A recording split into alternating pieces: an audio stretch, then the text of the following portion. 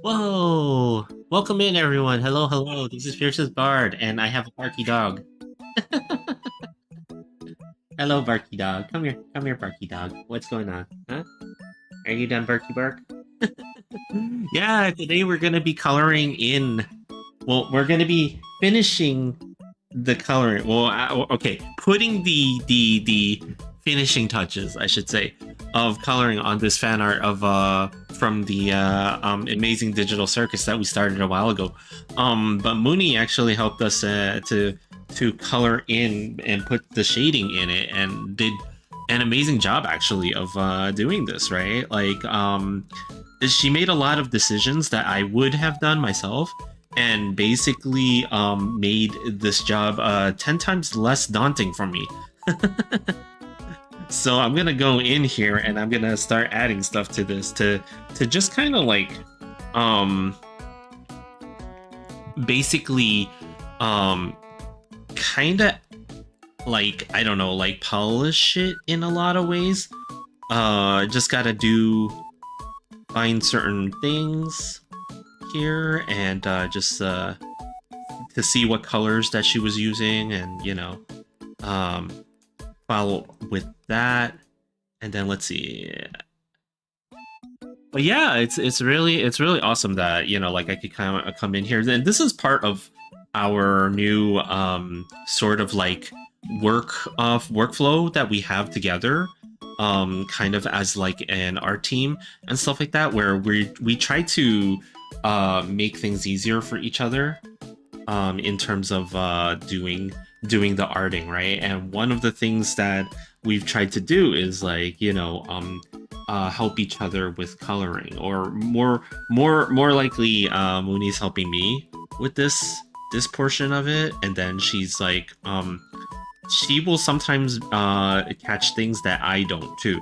Like, I don't normally do this with the teeth in terms of the coloring, but I really like how it looks, actually. So like, like there are definitely some things that I don't catch myself doing, but it's kind of cool that when Mooney does it, and then I see it and I'm like, oh, okay, like, so there are definitely a lot of overlapping things that are going on when we both collaborate on an image, and then like it helps us to do the workflow a whole lot faster. Now, one of the things I do notice here though is the fact that I see a little gap right there, so I can go in and just fill it in.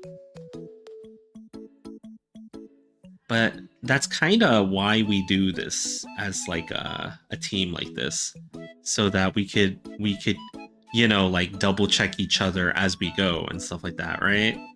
So it's kind of neat. It's kind of neat. I will say that like this type of workflow has been pretty good for me. I do enjoy doing artworks like this, and then like, again, it's like it does help to share.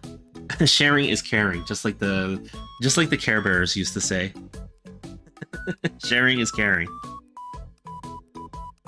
Let's see. Okay.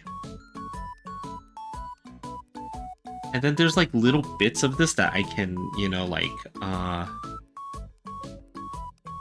add like little details to. Well, I shouldn't do it like that. I should probably stick to each area specifically. I shouldn't go mixing and matching just yet.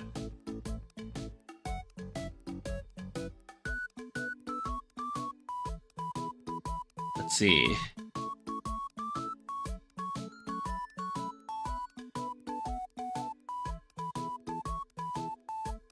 Yeah, and as you see the detail kind of compile on top of this, right? It starts to add a little bit more to the artwork, like because cell shaded styling in terms of artwork has a very flat appearance, right? But if you can add little things to it, like different layers of shading and stuff like that, and different levels of detail to it, just all the little things make a huge difference eventually at the end of the day, to make like a cell shaded work just seem a little bit more dimensional and stuff like that. Just because it's flat like a two-dimensional character doesn't mean it has to be, right? Like, so that's what I go in and do, basically. Like,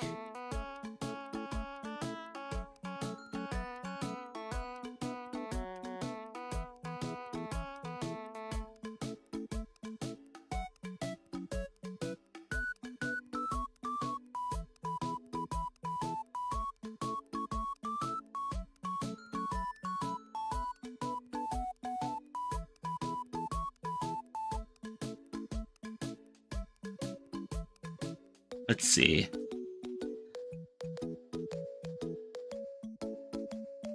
And there should be like a combination of hard edges and soft edges that I like, right? So I will sometimes go in here and do that, right? Like sometimes the shadows, like this shadow over here, has a much harder edge to it at some points, but then also like as we go further down and away from the top here, it gets a softer edge. So I kind of like that. So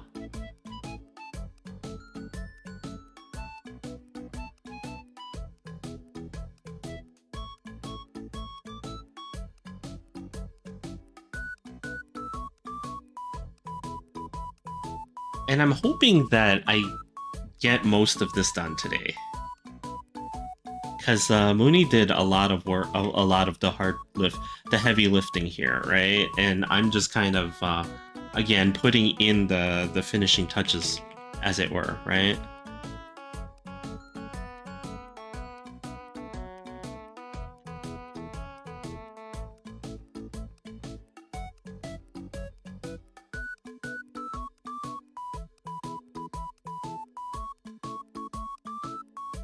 And then meanwhile, what happened to the artwork that I was doing yesterday? What happened to the one the Zentreya artwork that I was doing the line art for? Well, I actually finished the line art sometime last night.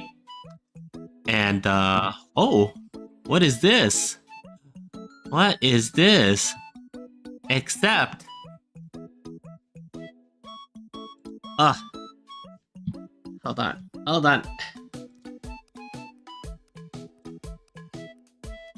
Hello. Oh, there's a dog woke up. Yeah. Yeah. As soon as I say hello, it's like dog wake up. Is it? Uh-huh.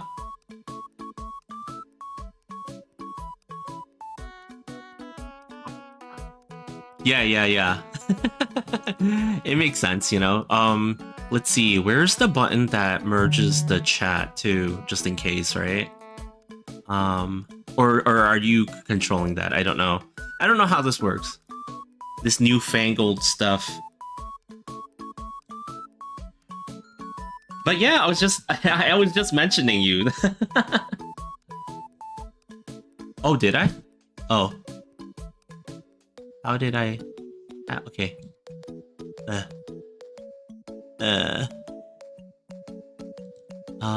Maybe I can click on something to invite. There. I guess when you close that window, it just closes it completely, huh? Okay, I'll close it again. And then I will go to where, oh wait, it says shared. It says shared. I see it on...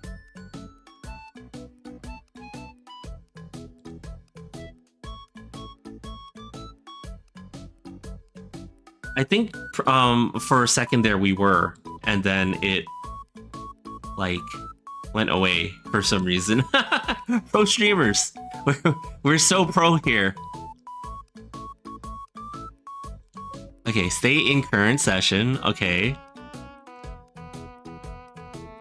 is that how it's done?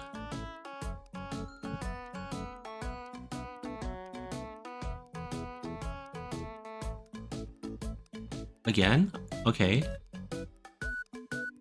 I don't see the thing for it anymore. Yeah. It's... Oh, pro streamers.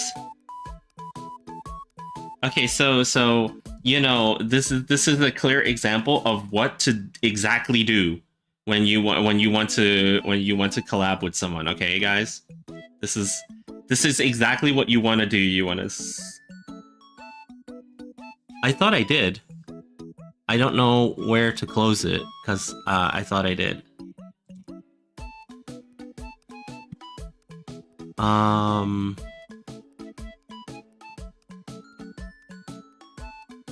Hold on. Yeah. Because it was working before. It was working like literally just now, and then I closed it, and then it just doesn't work anymore for some reason.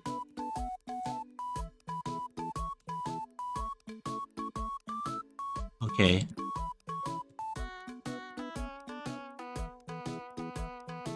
Okay, no, that's fine, because I'm gonna do this one right now, the Amazing Digital Circus one. Yeah, you know, like...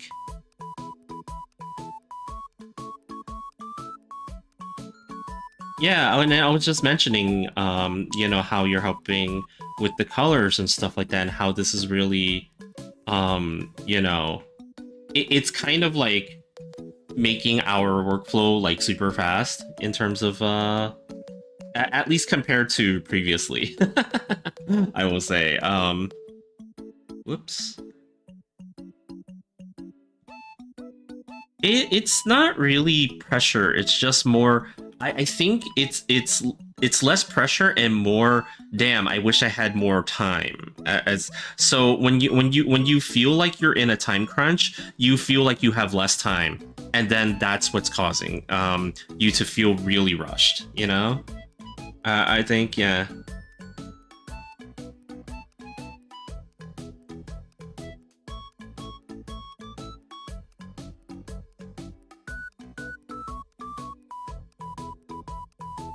Yeah.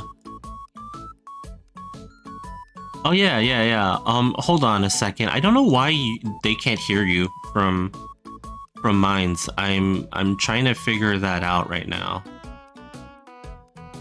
Yeah. Okay.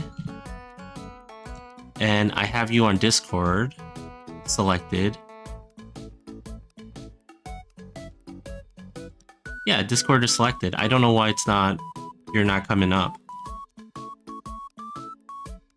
No, hold on. I don't know why it's not happening. Hold on, guys.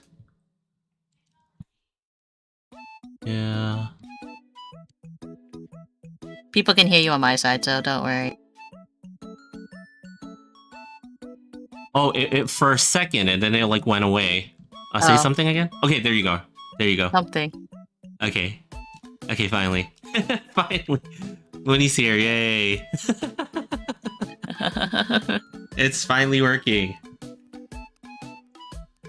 But yeah, you know, like, I feel like this is really helpful in terms of and like you mentioned, you know, like, I think what it is like, and this is like for any convention. I don't think it's necessarily any specific event that causes it, but when you're an artist and you're about to participate in an artist alley of any kind, you almost feel like you don't have enough work even when you do. And you're just in a frenzy to try to get as much in and done as possible. Which makes sense, because it's one of those things, like, we kind of discussed it. When you're at an art table, you want to see variety. You don't want to just see like one or two things. Yeah, like the same things over and over and stuff like that, right? Like, and then you're also worried about like the audience, right? Like, what do they like, and what's available for everyone, right? Like, is what we have enough for everyone there, or do they want to see something else? Will this appeal to people too? Yeah. So it's definitely like there's a whole bunch of things happening all at the same time, but you know, I think we have a really good I mean, like I like was saying in my own streams when it comes to being a colorist, right? Like mm-hmm. that's not what what I'm doing. This is what I am for you, but it's not something that I generally offer. Yeah. Mm-hmm. With my commissions, because like colorist is one of those things where it's just like it's one of those jobs where it's just like it's definitely needed in the comic book industry, right? Because like the comic book artists just don't have the time with how much they have to pump out and publicize, right? Mm-hmm. Mm-hmm. Correct. Mm-hmm. It's very much a career, but not it's one of those unique careers I find. It's definitely very unique, and like I'm just very fortunate that we have a colorist at home. yeah, this is definitely not the norm and stuff like that, right? Like I think in the future it would almost be like this would almost be like something that happens towards the like convention season, right? More than anything. Like it's less of something that will always be needing to do, and more of something when we need to prep ourselves for different tabling events and stuff like that, right? When it just wow, Mooney can talk whilst drawing, because I was so quiet for this entire stream. That's how I get. When we don't talk, really right? Yeah, like because you're like concentrating and stuff like that, right? I think it's definitely easier to talk when you have somebody to bounce off of, even if you're doing arting and stuff like that. But it's definitely much harder when you're not actively talking and stuff like that. Like when you don't have somebody to directly bounce off of, and then you're trying to focus on the art that you're doing. Yeah, and then artists who are able to do both, right? There are definitely artists that can do both, and I don't know how they do it. I think Marissa's pretty good at it, right? Mm-hmm, for sure, right? Oshio as well. Yeah.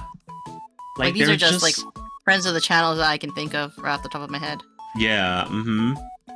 There are just some people who are just really good at it, and we're still on the struggle bus a little bit. Well, it's not like we're on the struggle bus. It's just like we're the type who get like once we're in the zone, like I can talk well, but it's just kind of like this felt like one of those streams where it's just like I was so focused on trying to get the stuff done.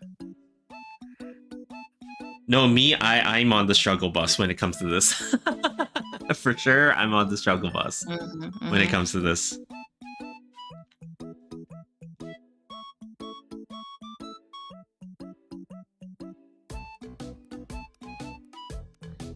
So how come you never drew the fish for this one? Oh, you know what? I didn't think to do it because they're not underwater. That's true. Yeah, I should have drawn them, but I didn't. I really should have, but I didn't. Your favorite character in the circus. Yeah. Mm-hmm. Your favorite NPC, I should say. I definitely should have done it, but it was like, oh, but they're not underwater, so I could have done it anyway. I mean, the glitches happen. Oh no! Oh no! Oh no!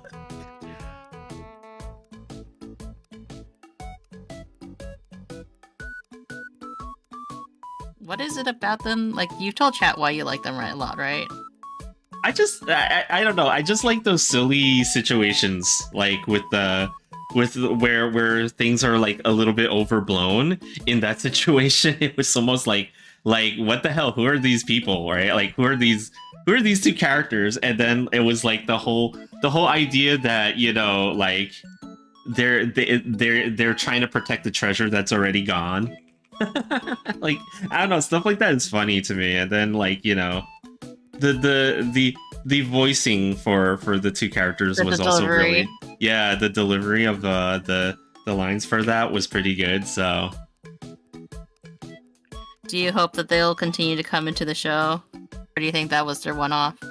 It might have been a one-off. I mean, like it depends on how the show goes, because from what I'm hearing right now, I don't think the show is going to continue for many more episodes. No, it's on its last 2 episodes. Yeah, so and the third and the second to last is coming out in 30 days or at the end of around March. Mm-hmm.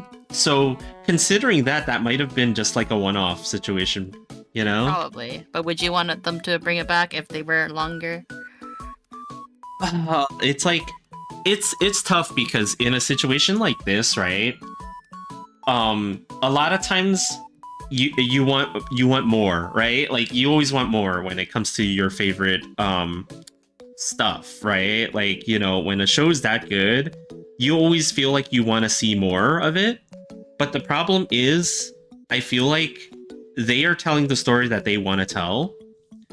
And I think if they tell the story they want to tell and they get to the end, they don't necessarily need to bring it back. They don't need to extend it more than it already is. I think that would be like an injustice for the show to be artificially extended beyond what it is. So I think it's okay if they just end it there. I think that it's also because we came from the era of where some of our childhood shows have been rebooted and have artificially continued longer than they should have. SpongeBob is a very good one, I think. Yeah. That's definitely a good example of something that's like just kind of continued for a very long time without ending. So yeah, I honestly think that they've done what they could with the story, and they told they're telling the story that they want to tell, and that's okay. You know, they don't need to go do more than that, right?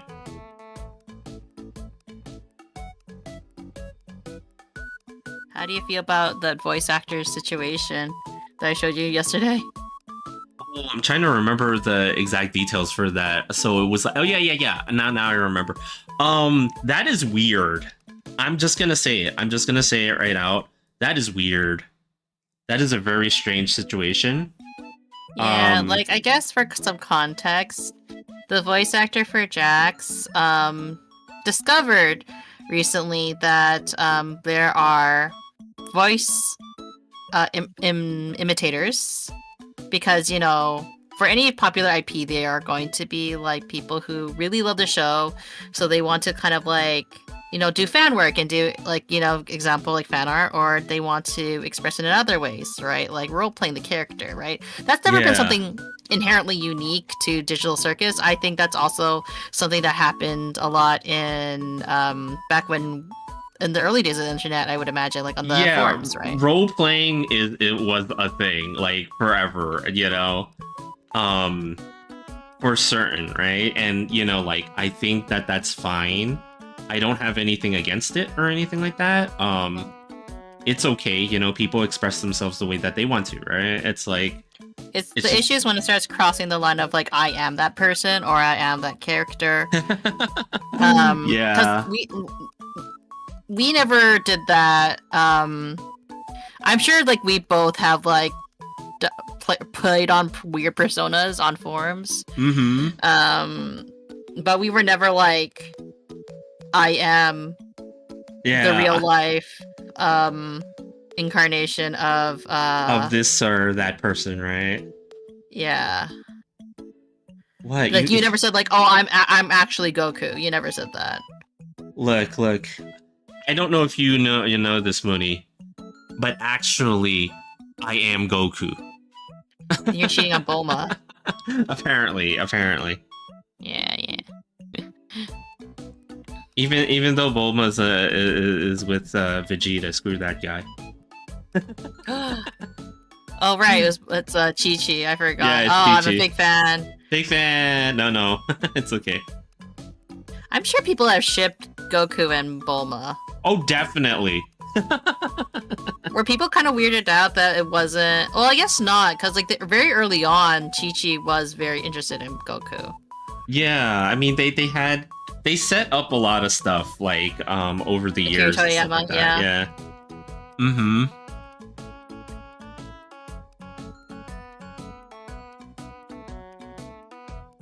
I mean, in the beginning, they were setting up Yamcha with Bulma, so, you And know. then he was like, nah. Nah. I mean, that's how it ended, didn't it? Yeah, but arguably they made the right choice. Yeah, they definitely, Like, why did they break up? So apparently Yamcha was not, entirely faithful. Oh. Yeah, apparently. Maybe it was just too toxic of a relationship. Maybe, perhaps, you know? He really fumbled the bag, considering she's from a pretty wealthy family, isn't she? Yeah, Because, her father... Her dad's an inventor, yeah. Yeah, her dad's an inventor, and her mom's a business lady. Corpse, right? Yeah, so it's like, damn. But I think he became a meme. Yeah, he became the best meme.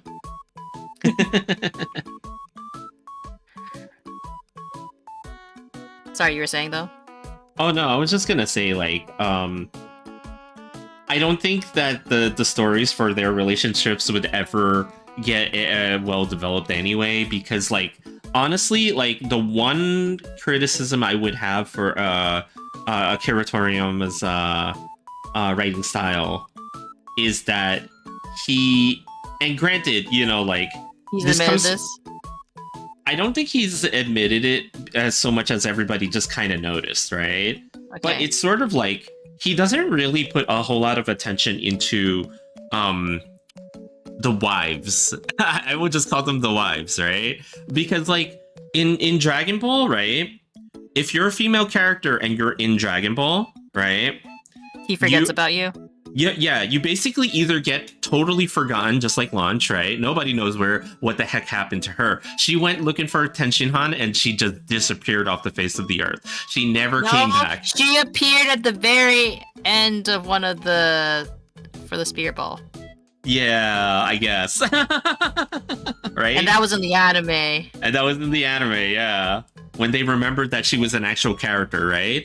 So that's one thing that happens. The other thing is, okay, like Android 18, right? A lot of people agree that Android 18 was always pretty cool. She fought Vegeta, and in a couple of episodes, she was actually pretty badass, and she could do all the things that everybody else does, right? After the Cell Saga, just kind of became a wife and never really did anything else. Are you accusing Akira Toriyama, the GOAT, of not respecting women? It's not necessarily that he didn't respect women. I just think he didn't know how to write them.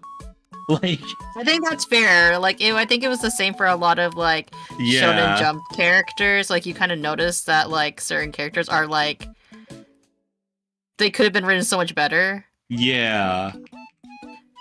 Because it's or they're just, like, really put to the side, like, well, this is not Shonen Jump. This was more like Sakura's character in Naruto, right? Yeah. Actually, the manga was giving her justice. The anime just gave her a very big disservice. Mm-hmm. I think, what was it, right?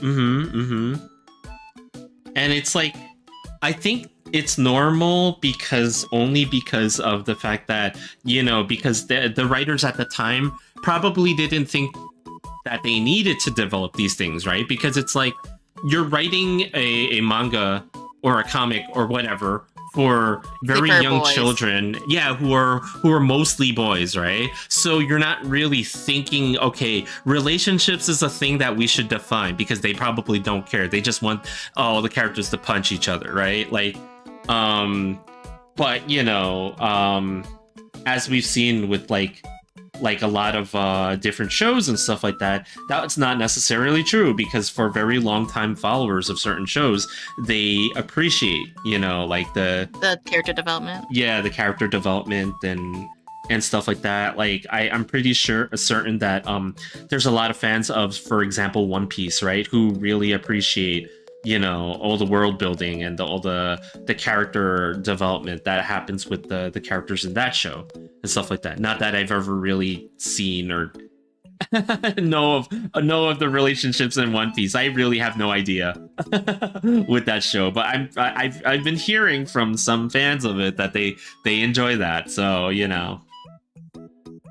But Bulma wasn't put to the side that much, I would say, other than like being damsel in distress. Wait, who? Bulma?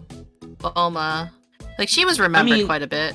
She was remembered from time to time. Like she would become like essential to the storyline from time to time, but in like very small ways. Like for example, like in the Cell Saga, she went from major to a minor character. I agree with that. Yeah. Like she was definitely the reason that they had a time machine in the Cell Saga, but in the Buu Saga, she just kind of did nothing. And then like she returns in Dragon Ball Super in a much more relevant role. The unfortunate part is her voice actress passed during the production of Dragon Ball Super. Yeah, the JP one. Just to I think you might want to be clear for. Yeah, just to be clear about that, and like they were able to get someone. I forget who it was that replaced her and stuff like that, and she did an admirable job, doing so and stuff like that. So that was the unfortunate part, but Bulma has, as of late, become much more prominent. Her role in I think that's always been kind of an issue with, especially with like longer run series that were not expected to run this long. That's the reason why Frankie, funny you mentioned One Piece, Frankie's voice actor, he had to retire because oh wow, the series went on for so long. So now I think like the same is kind of happening with Goku's voice actress a little bit. Oh, she is like 90 years old at this point.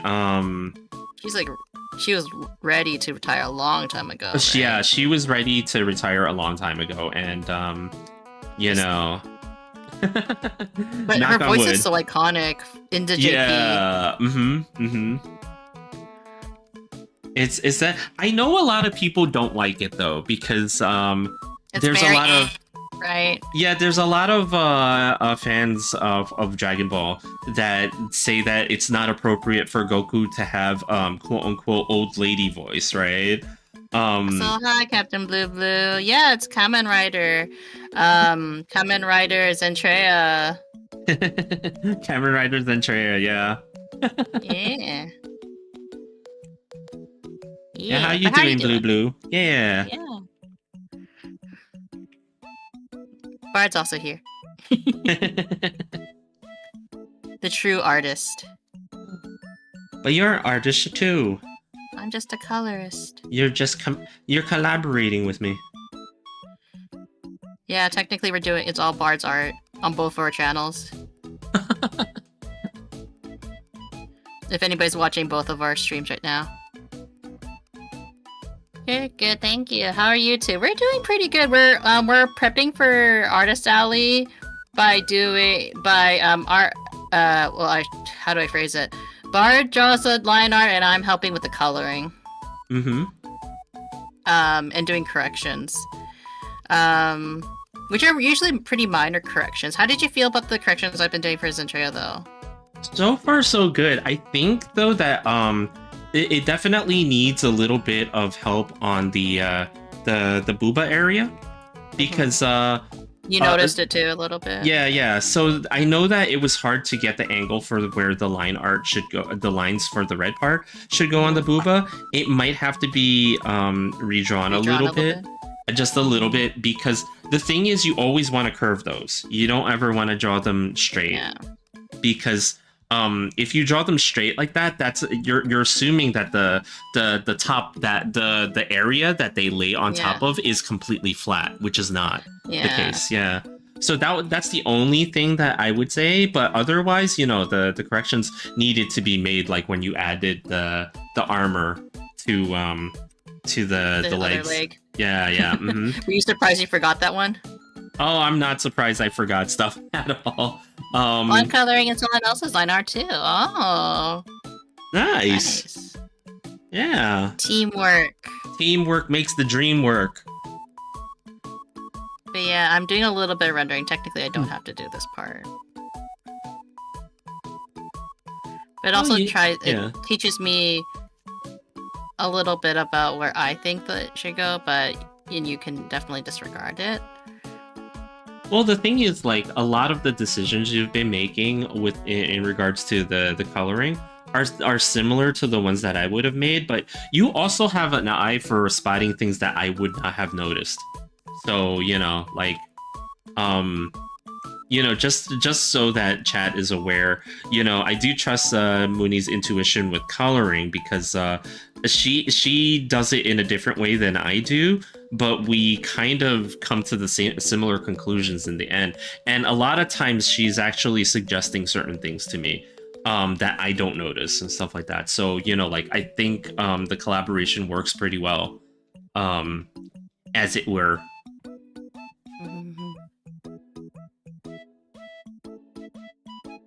But yeah, Zencharia's Kamen Rider outfit, like, I was kind of hyped. I feel like Tokusatsu has been coming back, even though they ended their biggest one, Super Sentai, right?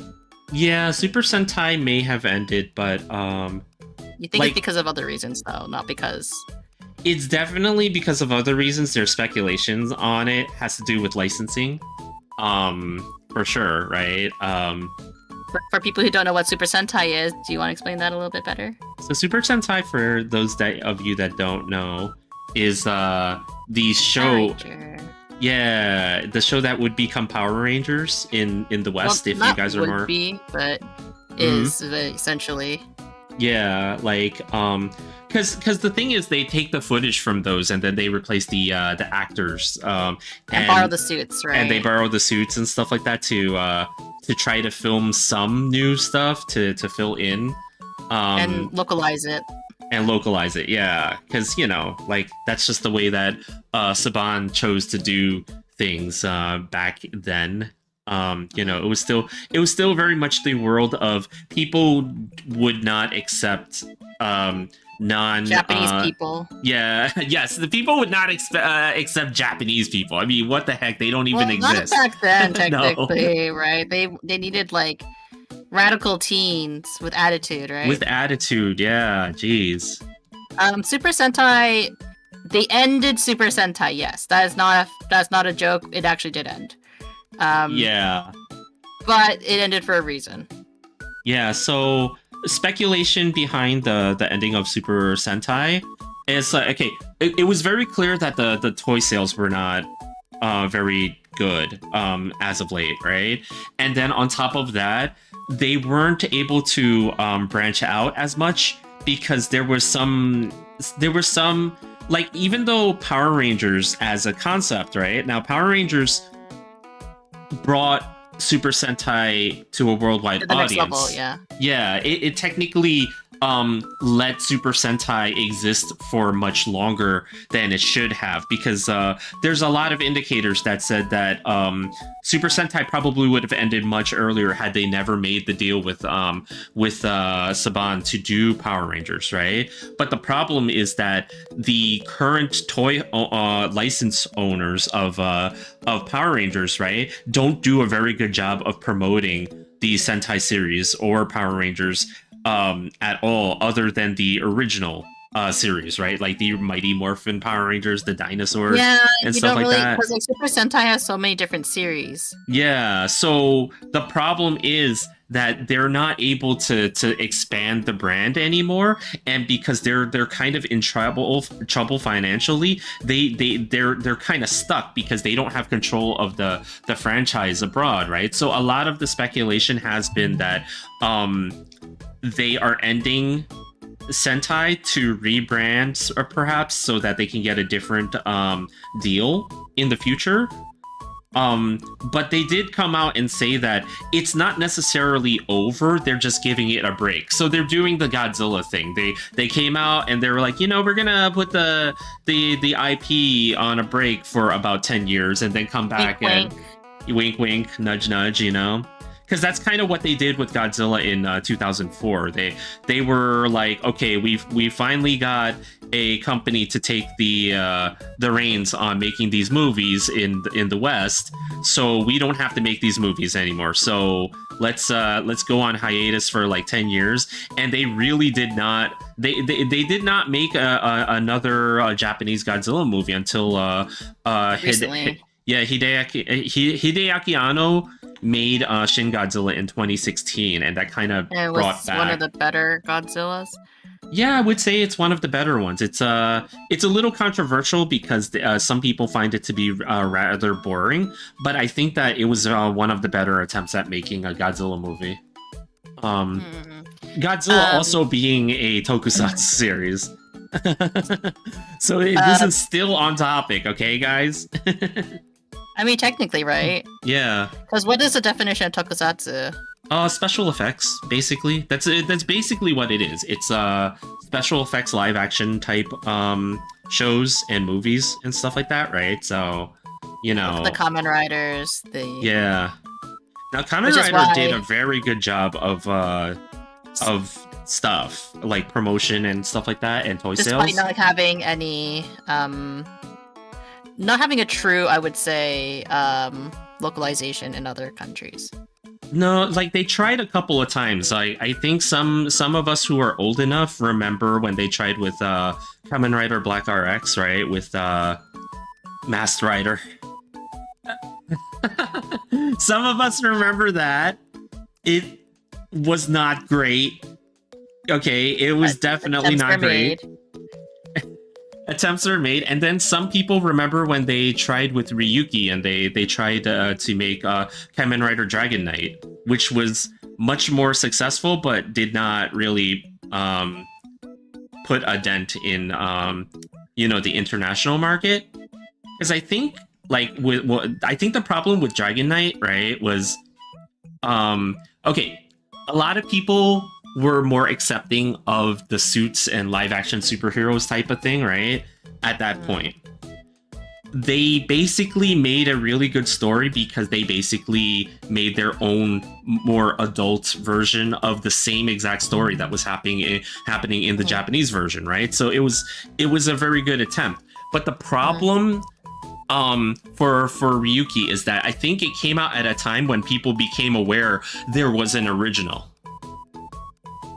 And it's like people were not as absent-minded about the fact that, not absent-minded, but like they were already aware that there was an original show that was not Dragon Knight. I think that's what tanked Dragon Knight to begin with. It's like the people who like Kamen Rider would like the original. That they don't want an adaptation of it. They just want to see the original. So it's like that's what happened with that. I that's at least what I felt like happened. So Is that how you felt too? Because you're a fan of Yeah, a little bit, because like I had already watched Kamen Rider Ryuki a couple of years before Dragon Knight came out.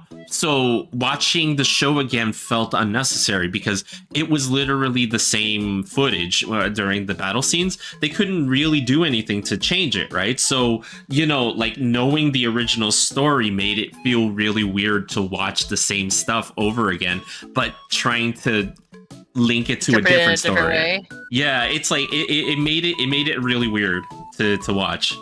So, I think that's what caused it. I could be wrong, but it wasn't that the product was bad. It's just that it's hard to sell you the same thing again,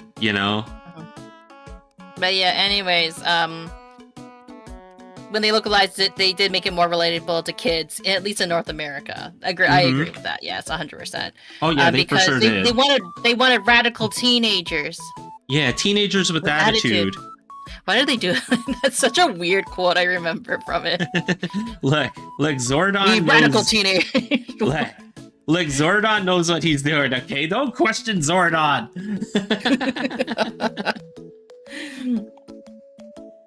Do you want to take a quick look at my stream? Okay. See how you like the... Oh yeah, that's right. I gotta look. Hold on. I gotta open Windows now. Okay, I have a lot of windows up and I only have two Yeah. screens. Oh, and someone complains when I have too many windows up. Wow. Oh, nice. Okay. You're definitely getting there with it. Yeah, you know? It's just the boob line, right? It's just the boob line, but that's just an awkward line, I think. Yeah, it's fine. We can fix that pretty easily. It's no problem. But everything else is good. Yeah, you know? Yeah, because the shadows aren't attached to the that part anyways. Yeah, and then we can work on adding the details on it, just like I'm doing with this one with the Amazing Circus, Digital Circus one, and stuff like that. Yeah, you know? Do you like how I textured her armor? Oh, yeah. I was like trying to figure out how I was gonna do that and stuff like that. You actually had I use blood splatters. Yeah, that works. It worked really well for the texture. I mean, you know, like I would have had to download a brush myself to do something similar, but you already had it, so yeah. Poor guy who played the Blue Ranger. Yeah. Oh, yeah. The original Blue Ranger stayed on the longest, but was horribly bullied by the others during production. Yes. That was... Or was he the dick the whole time? No. I'm just kidding. I'm kidding. I mean, you know, like... Some of the stories that came out about that original cast and what was going on behind the scenes, not from the cast themselves, but rather the production staff and stuff like that, and how especially they were treated. Yeah. Well, I shouldn't say North American only, because like it probably also happened with the Japanese towns too, right? Well, to kind of elaborate what Blue is mentioning, so David Yost, he was the original Blue Ranger, right? He played Billy on the show. He was the nerdy kid, right? That's why he was bullied.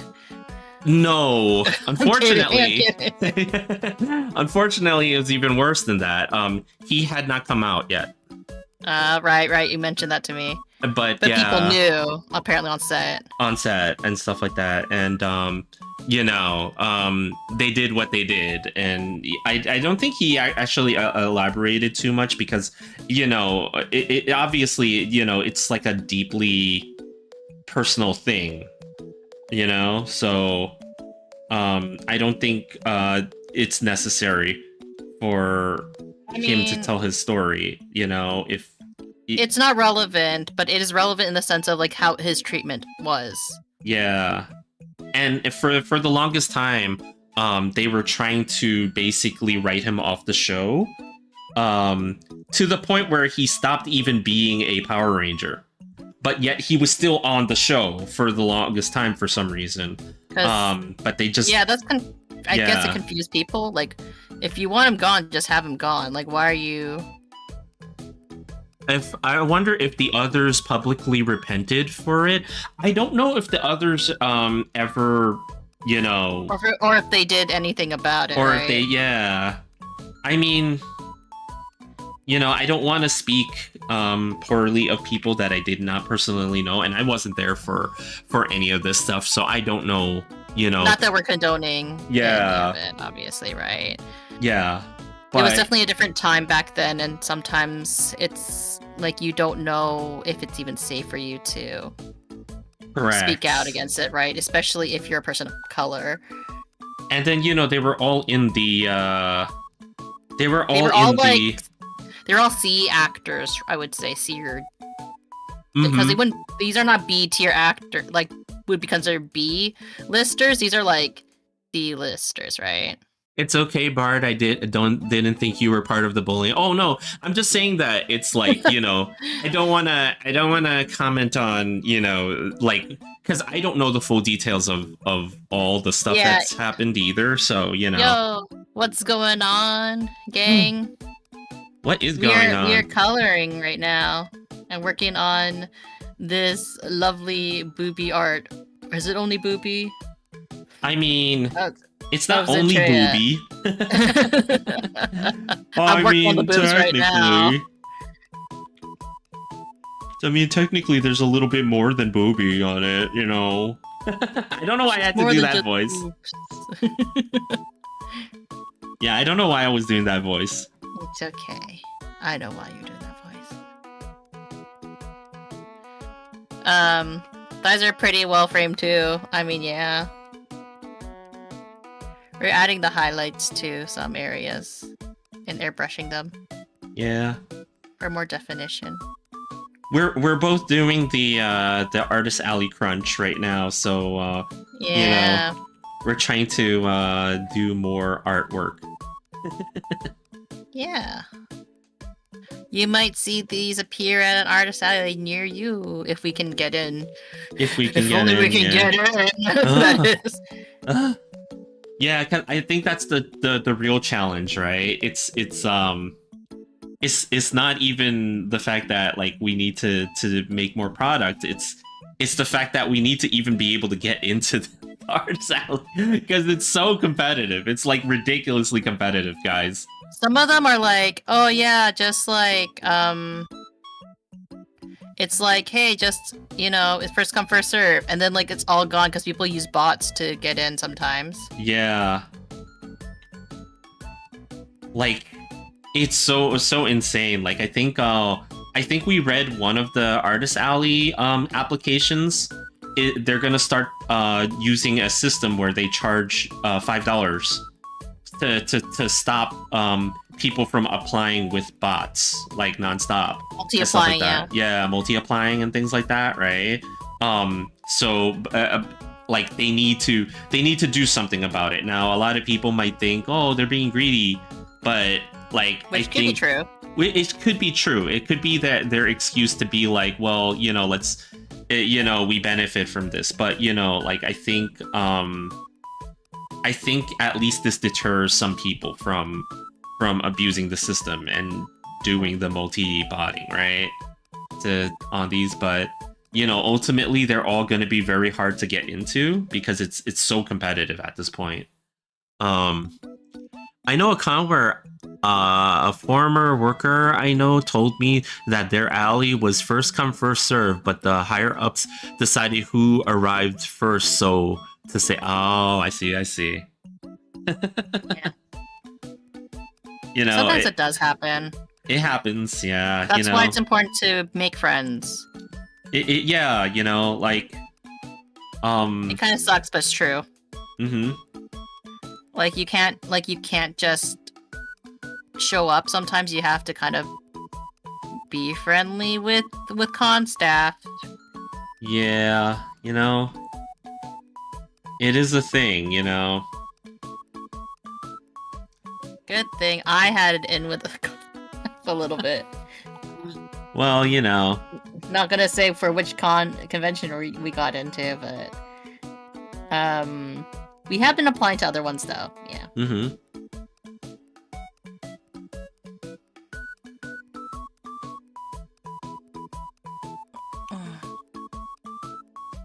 But yeah, like Whoops. we're trying our best to get into more cons. We're local and not local. It's tricky though. It's definitely tricky, like I found out like as I was looking through lists of where to apply and stuff like that recently, I found out that we just missed the Otakon application by a couple by like literally like 2 weeks and stuff like that. So like you literally have to put these things on a calendar and remember them for the following year. And just hope. Though Otakon, I don't feel so bad about missing because there's some things about the Otakon application that I'm a little bit iffy about. There's another one we were considering, but we decided not to apply for them. Yeah, because of the same kind of sketchiness. Yeah, like I think with the Otakon application, it's only because they now have a fee for what they call unlimited tables, and the unlimited table is a table that allows you to do unlimited fan art as your product, right? where if you They don't, want you to sell more original art, apparently. yeah, like if you don't have the unlimited table, then you have to have 50% original, which is not a huge problem or anything like that.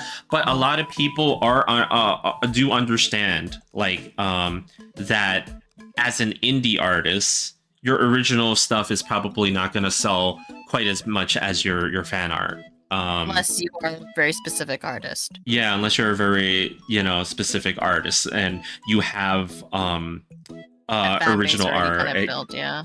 Yeah, so it's like it's one of those things where it's like, whoa, they are literally charging they're putting a price on that now, which is very controversial. I would say, like,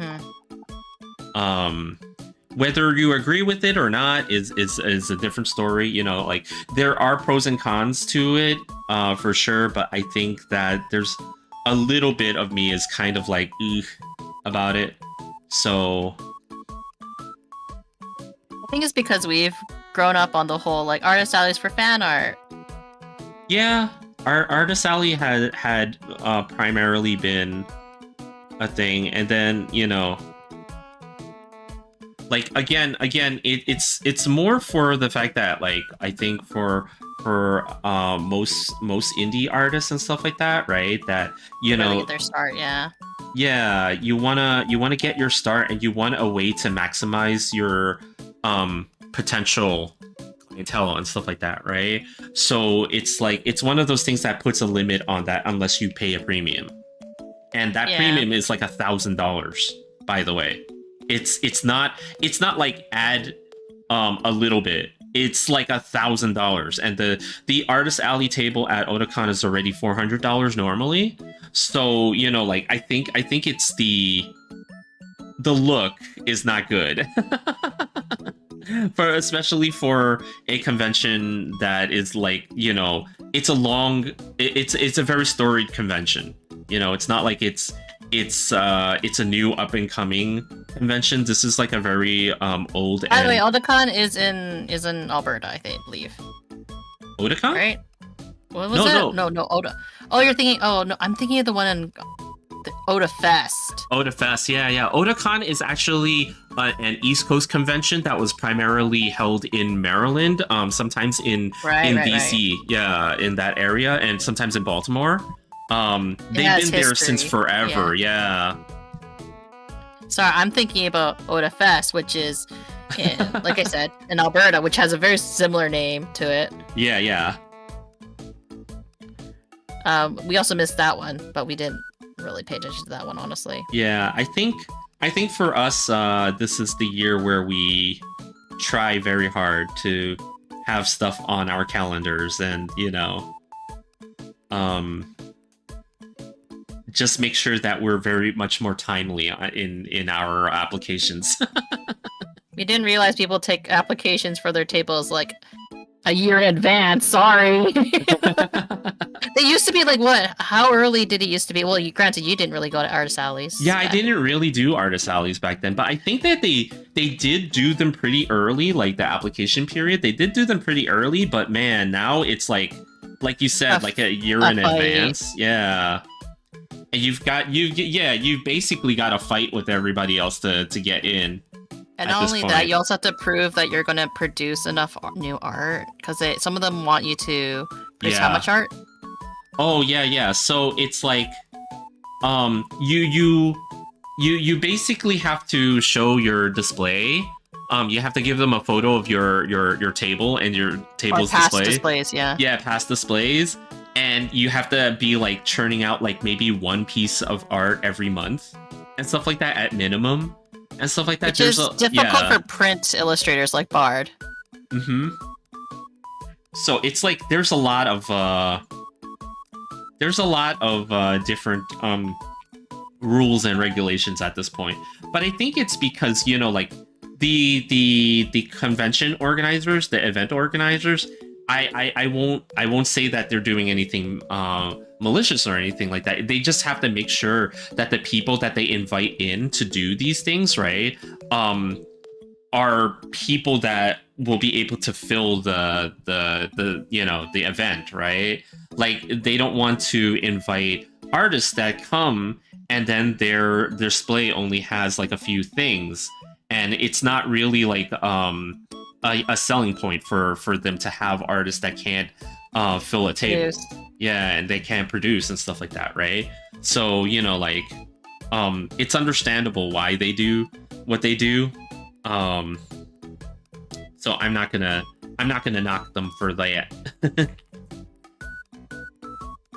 And But we started watching like a lot of like Artist Alley artists like talk about their experiences mm-hmm. and what to kind of expect. Like Inkwell is one that we watch a lot. Yeah, Inkwell goes to a lot of these and has a lot of even the small ones too. Mm-hmm.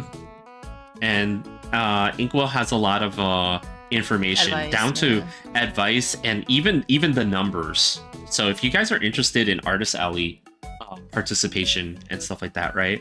That's one creator who you know, I would highly advise, you know, checking out their videos on it, and like how things happen, you know, what to do to start the business, and also to, you know, like which conventions are pretty good, Worth you know? attending, yeah, are worth attending, you know. He tries not to be unfair either, I've noticed. Yeah, you know, because I think ultimately what it comes down to, like, if you never watch any of these videos and you never if you want like one piece of advice, it's always going to be about the type of art and audience that's that's going to be at those conventions, right? So you always want to have like artwork that, like, if you're gonna table at Anime Expo, right? Oh yeah, like Anime Expo, then you want anime stuff, right? But like you mentioned, San Diego Comic-Con, that's a completely different story. Do you really want to have an entire table of anime stuff but nothing comic book related, right? You might not be catering to the right audience. And then like something like some of the card game conventions, right? Or safe ones are generally Pokemon. Yeah. Mm-hmm. But then it's like if you go to those, right? Yeah. Yeah. But it's like if you go to, say, a convention that's themed around VTubers, like Offkai, right? Mm-hmm. And you have no VTuber art. Yeah. Like, do you think that that's gonna be a smart thing to do, right? Yeah, it's probably not. So, you know, you kind of want to make... VTuber nowadays, like, it's kind of one of those you kind of need to have at least one or two, I feel. Yeah. Because it can be in so many different genres. Seriously, yeah. But yeah, you know, that we don't enjoy all these streamers. Well, you know, like it's been quite the ride to get used to all this and to learn all this info, and you know, and now we're in the crunch ourselves, right? So it's like it's kind of interesting to see where this goes for us. I think I'm done on my side of things, by the way. You're done. How far I can go. Because Nice. you didn't want me to do the background, right? Yeah, I don't think you necessarily need to do the background, because there's a very specific way I'd like to color it to get the glass effect and stuff like that, right? So you don't have to do that. And then you'll adjust the part. boobies. Yeah, I'll adjust it. As you guys all know, I am the master of adjusting. The connoisseur of adjusting boobies.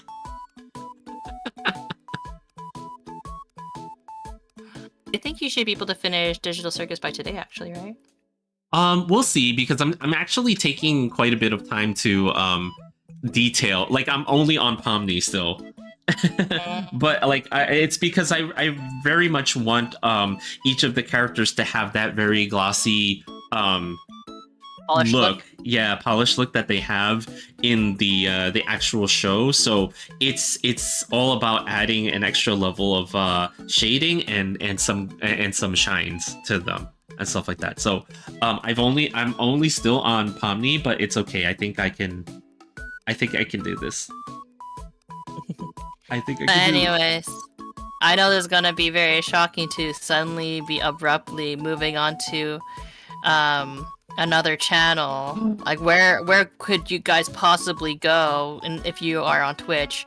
But if you were watching from YouTube, I'm very sorry I wasn't very talkative today. But it's all good because the fun can continue if you're watching Fiercestbard. Whoa, who's that? Well, I don't know, but anyways, I hope everyone had a good day, good morning, or good afternoon, and I'll see you next time on my side of the stream. Okay, yeah. Bye, Mooney's side of the stream. Bye-bye. Blue, are you a connoisseur yourself? Whoa, who's that right now? Emotional damage! I'm not gonna do that joke. Your favorite joke. My favorite joke. You are here! Yeah.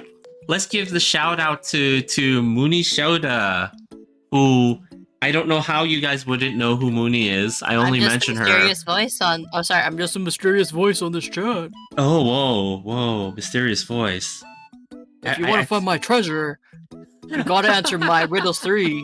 Wow. And one of us lies. Your riddles 3. Did you guys hear that? This is getting serious. And one of us lies. Whoa. Are you the one that tells the lies? Yes. Oh no, I ruined it! Oh no, you ruined it! No! I ruined it! Oh! I wonder where it can be. Where can it be? But yeah, how you guys doing? Hopefully you guys are doing well. I'm just continuing with arting. I made Zentria too powerful, apparently. Did you? You She's made her way too 500. 500. Whoa. Somehow Digital Circus with more characters did not. What? Oh. Apparently Digital Circus was not as powerful, so I have to send you a Google link. Oh, okay. Zen's boobies are pretty powerful. I mean, you're not wrong. You're not wrong. But yeah, I'm just trying to add more detail to this fan art of the Amazing Digital Circus. It's a show that that Mooney introduced me to, that I've actually become a pretty huge fan of. I would say, right? And you know, like this one was a lot of fun for me to draw, and then Mooney added all the color and the initial shading here, so I'm just trying to put the finishing touches on it. And it's like initially, you know, like just to show you guys, like, you know, from Pomni here, right? Like this is where Mooney had last left it off, and then I'm just adding all of this stuff and stuff like that, just to make them feel a little bit more like the way that the characters looked in the show. And it's also more you in terms of your shading. Yeah, you know, it's just but your shading choices were really good, because again, a lot of this was stuff that I would have done had I been shading it myself and stuff like that. So I think this was actually a pretty good idea for us to have this workflow. Yeah, and I think like trying to collapse it, like all the shading, trying to minimize the shading in the sense of like just have the base one and then you can go further in with like the more detailed one. Kind of helps as well, I guess, right? Because I know that some people be like, oh no, you gotta shade every single layer, which is true, right? But then to a certain extent, right, if you don't compile the layers, it can get overwhelming at times, right? Yeah, you know, and I do like, so it's something that I've been working on for a lot of the artwork that I've been trying to do as of late, right? Which is to shade and on like less layers, right? So having the shadows all on one layer and then just like working on the image like this, right? Is something that I've been trying to do myself too. So, you know, like this is just more practice for that style, right? Like, or it's not really a style, it's more of a workflow, right? But you know, like just with just a little bit of addition onto it, you know, you already see like a huge difference. So, you know, it's all good. But yeah, you know, Blue, Zentrea's boobies are pretty powerful, you know, like I think mayhaps when I originally did the line art for that one, they were a little overemphasized. I'm not gonna lie. They just, Were they? Yeah, quite possibly. Just possibly, you know. Or no, they weren't. They were completely that was completely innocent. Oops, I keep selecting everything. Oh yeah, good job today, Mooney. You know? It was a long stream. It was a very long stream, but you know, art streams can be pretty long, even though I don't have very long art streams myself. Sorry, my voice is like giving up on me. I need to feed my husband. Do you? You don't need to feed. What if he's angry that I didn't feed him? Man, screw that loser. You can tell him I said that too. Tell your husband that he's a loser and he can GTFO if he doesn't he can get his own dinner. Okay, wait 1 second. Hey Hoff, how you doing? I'm gonna tell you something. What? You're a loser. Damn it! Damn it! Who said that? Who told you to tell me that? Are you okay, Hoff? You need to feed yourself. Wow. Make yourself. Oh, sorry. Take your arm. Good job. Feed yourself and make your own dinner. Okay. Okay. All right. Okay. Damn. I got told off. Guys, I just got told off. Jeez. Okay. I'm back. Hoisted by your own petard.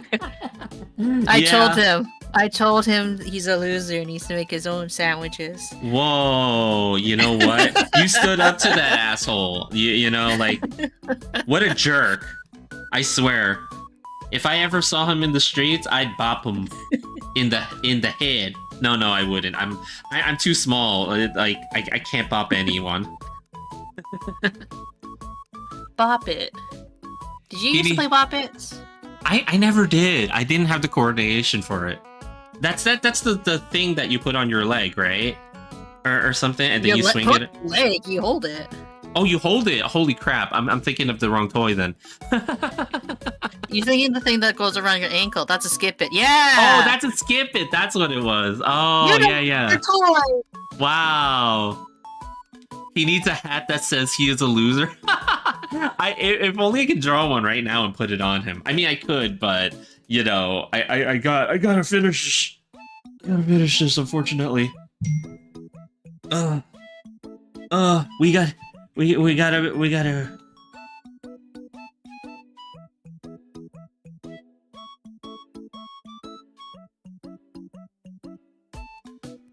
But yeah, how you doing? Oh yeah, you said you were fine, Hoff, right? Like you said you're good. Oh, have you been playing any of the what was it called? The Marvel of the Rivals. Marvel. Marvel. Marvel.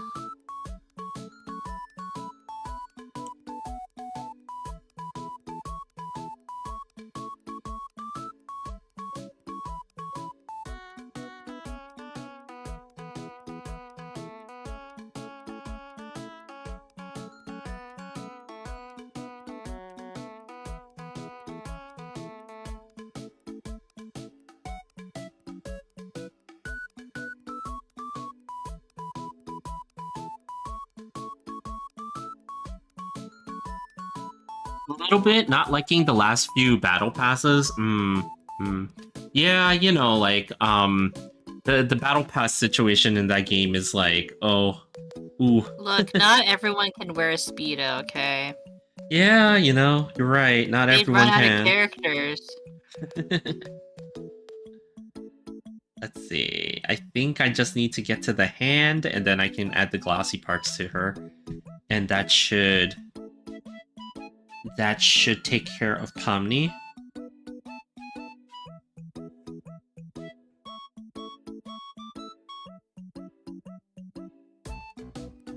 Yeah, I shouldn't put this much effort into this.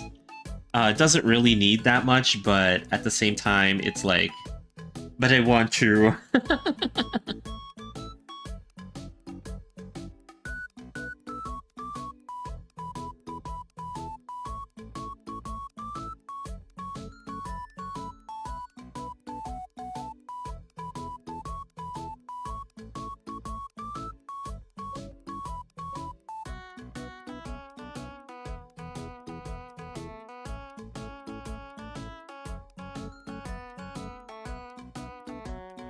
Oops, I just... I hate when that happens. When I drop the wrong thing, and then it's like, I gotta go grab the color again. I really should put these colors on a palette on the side, but I'm too lazy to do it.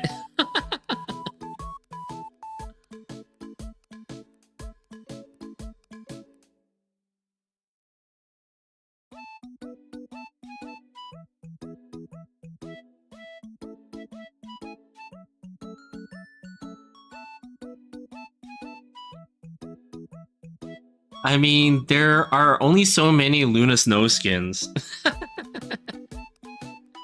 Oh, apparently there's going to be a Phoenix skin coming out pretty soon, though.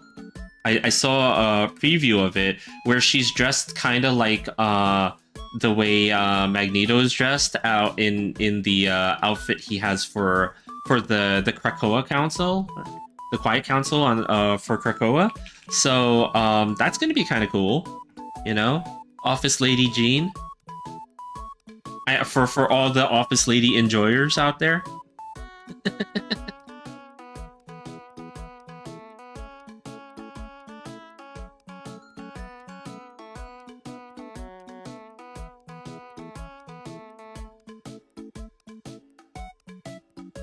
Yeah, it looks okay. Oh. Yeah, you know. I don't think that... Something tells me the Huff is not into office ladies. I see. That's he might unfortunate. be into office men. We'll see. Or maybe he doesn't want that.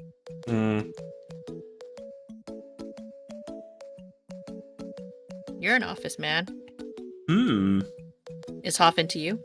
No.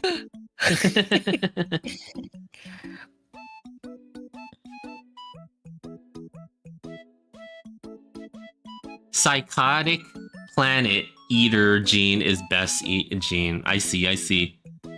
He wishes I'm a dream. Yeah, I guess so, you know.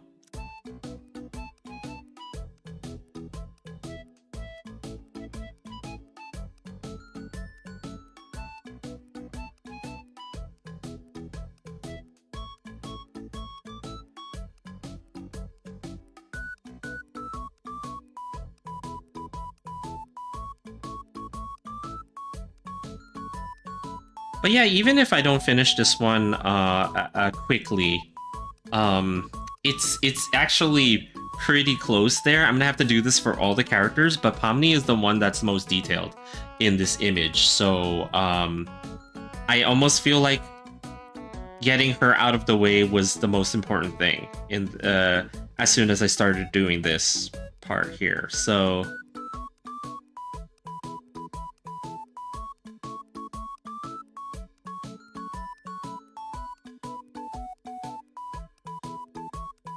I'm also super cuddly. I don't know about that. I mean, you know, the werewolves, they you know, you go to cuddle one and then suddenly you're dead. I saw American Werewolf in London. I know what happens.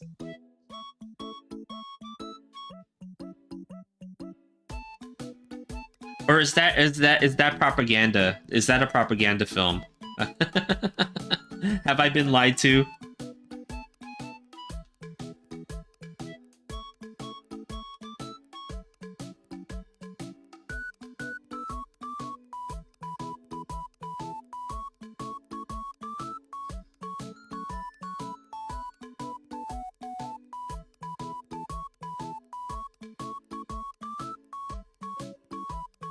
I cannot comment. That's only once in a while? Oh, I see.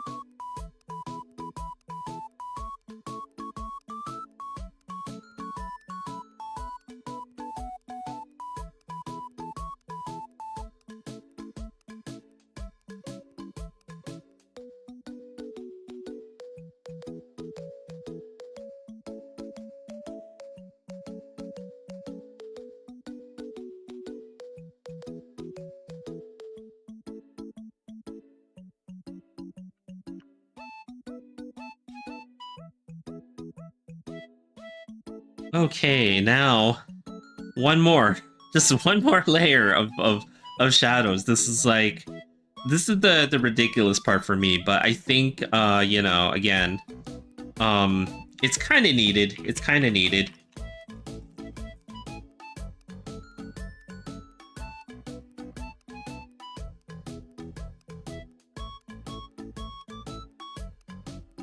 Just know that things separate like more clearly, right?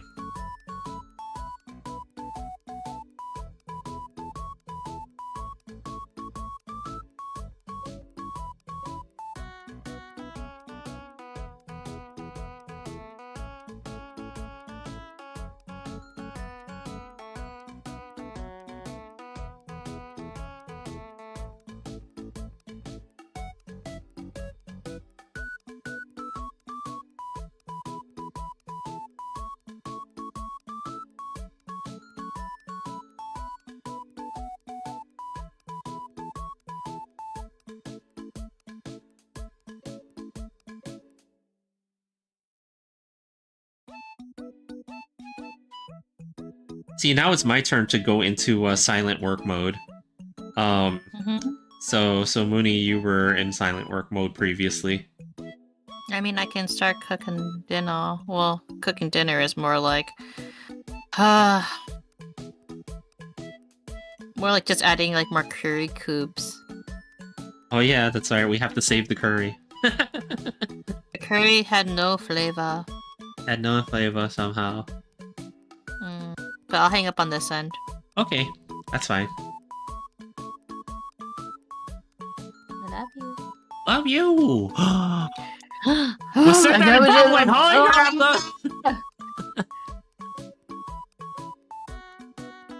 I know, Chad. It's disgusting.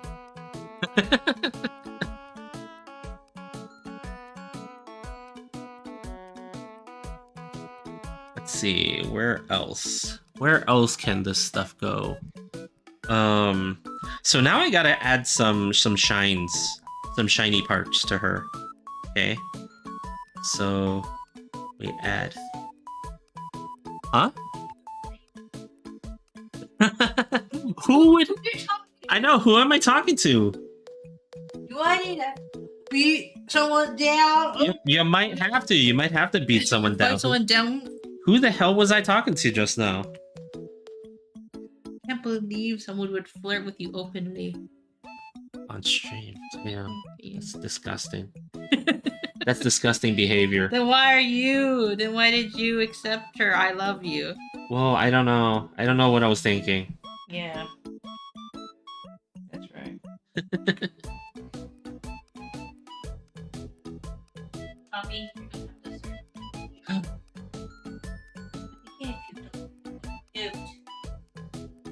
Oh, did he?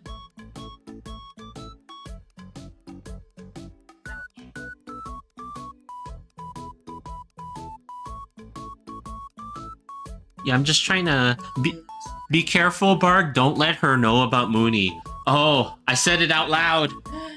Who is this Mooney? we have to clean the couch again. I'm gonna order a cover for the couch. Oh, okay. All right. Alright. Yeah, but you know. She'll have to wait.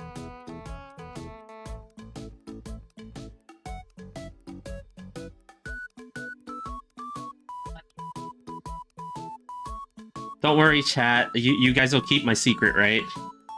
You say loudly. Secret.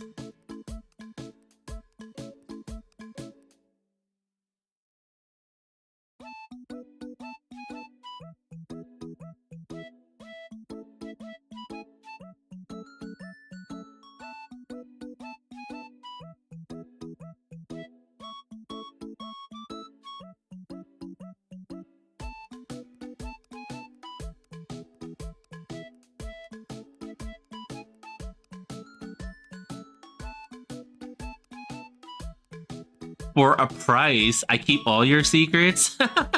No, I know, right?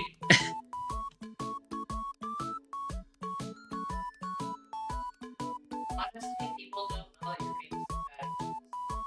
Yeah, actually, yeah. Mooney said that I'm famously bad at keeping secrets, and it is true. It's true. I'm very bad at keeping secrets. Specifically. Yeah.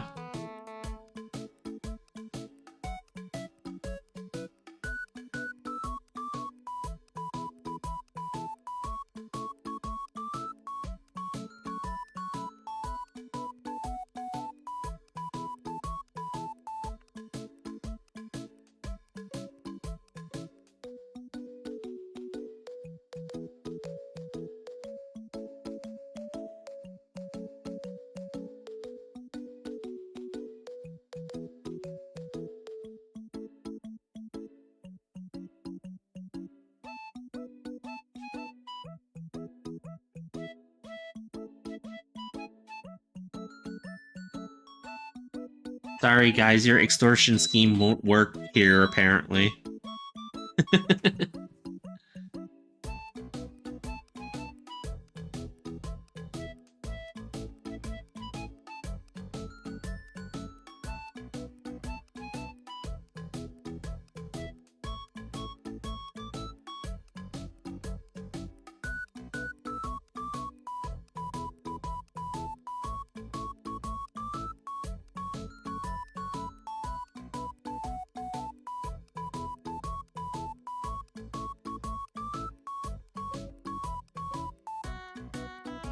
But yeah, I think after this particular image, I need to do a display stand for the artist alley table that we're gonna have, right? So I'm gonna be drawing actually one of the OCs that we have, which was not designed by us, but it's one that we purchased because we quite like the design. It was that good.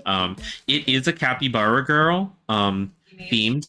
Yeah, no, not your OC half. I mean, you know, but you know, like me seeds, look at me. Whoa, Pig video. Wait, Pig, what you followed again? Did you get like a new? I made a second Twitch account. Oh, okay. But you being followed on it first? Yeah, no, Pig. I think Pig lost their Twitch account or something, right? Is that what happened? Because you were on YouTube for a while, right? Oh, you love Pomni? Yeah. I'm trying to do Pomni justice. I'm trying very hard to do Pomni justice right now, so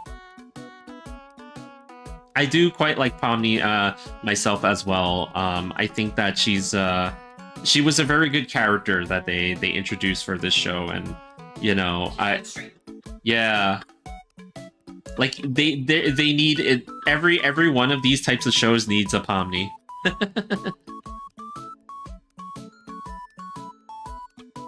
Yeah, I lost access to it. I'll get it back someday, but I'm not too irked about it. Oh, I see. But yeah, welcome in, you know? Yeah, it sucks that whenever you lose access to certain accounts, right?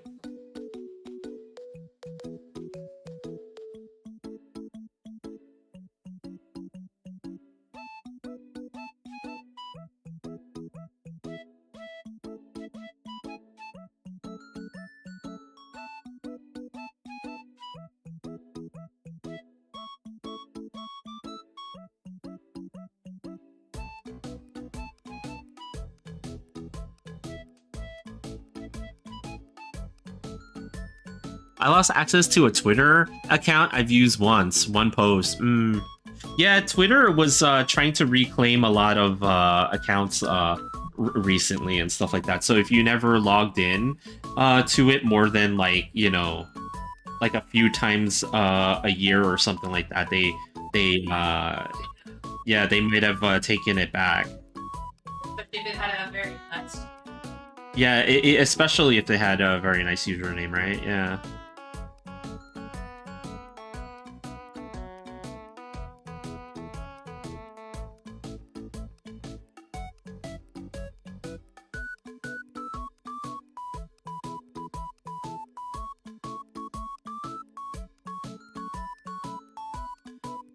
Okay. Don't really have to do anything to that stuff, but one more thing.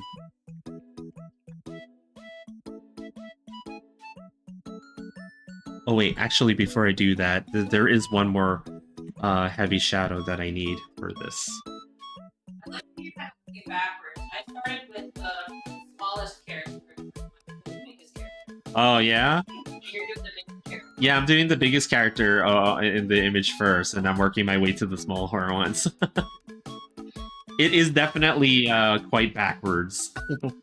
Actually, I don't need to do that. Dude. Let's see.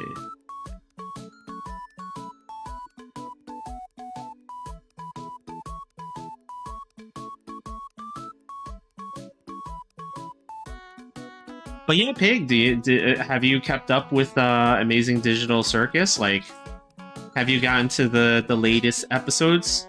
Though I will mention, let's all be aware of spoilers, because not that I haven't seen them, I'm caught up, but you know, just in case anybody else has not caught up yet, right? We should probably be careful of having spoilers for people who want to watch.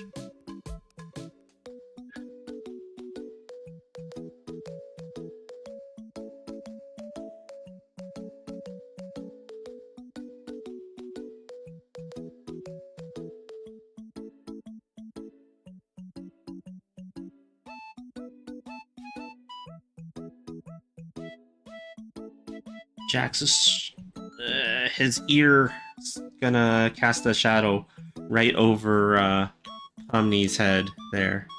What are your predictions for the ending? Yeah. 2 episodes left. There's only 2 episodes left. Caught up on Huff. This is a show called Amazing Digital Circus. I don't know if you've seen it. It's on very quite a few. Yeah, you could watch it on YouTube. You could watch it on Netflix. One episode comes out like every few months because of the production timetable for this is very slow, but you know, it is a very good show. I feel like even though like at a glance you'll look at it and you'll be like, what is this, right? Like, it looks weird, right? But it actually has a reason for looking the way that it does, and like why the characters look like this, and you know, like it has a lot to do with the potential situation that they're all in, right? So you know, I would enjoy it. yeah, I think Huff, you would enjoy it for sure. You know, gonna go to bed, see you around. Okay, blue, you know, like super awesome to see you. You know, like always appreciate when you guys come by and pay a visit and stuff like that. I know it's been a minute since we've talked, so you know, but it's always cool, you know. It's always good.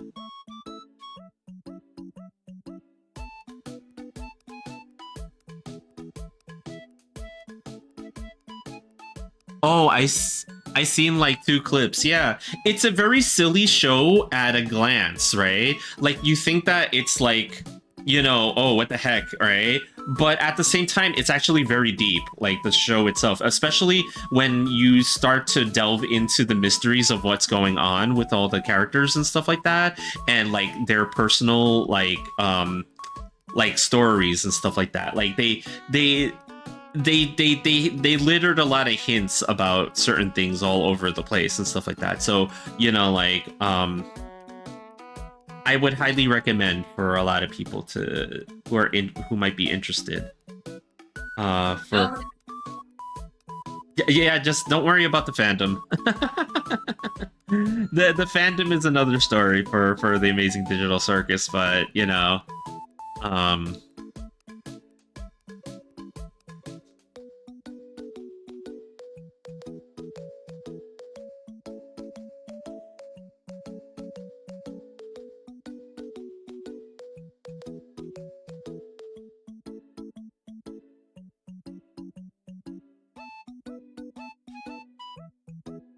okay, a couple of more shines and then a pass on the reflected light, and we should be good.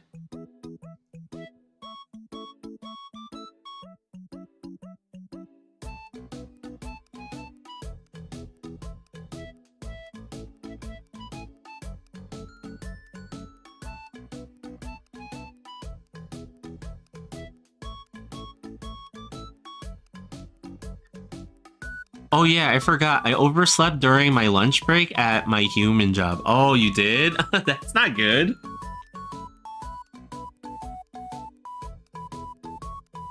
Now we have to report this to the new job. Yeah, you know, we have to report to...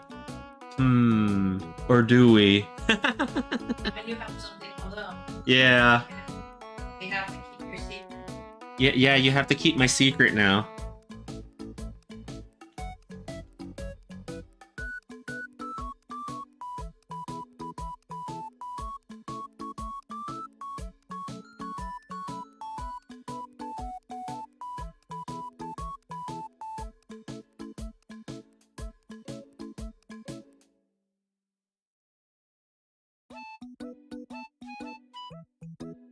There, she looks all shiny now.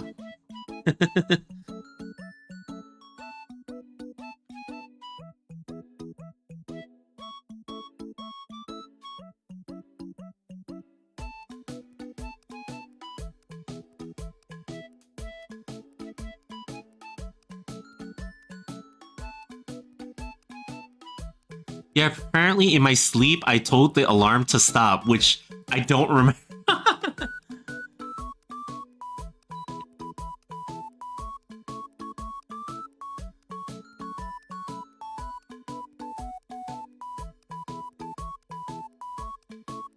And again, you know, like, I'm doing the most work on Pomni because she's kind of the focus of this image, right? So she ends up being the most detailed one here, and I think that it will be worth it in the end because once the image is kind of closer to completion, like, it will pay off in terms of you know, like, just overall, like, oh, you know.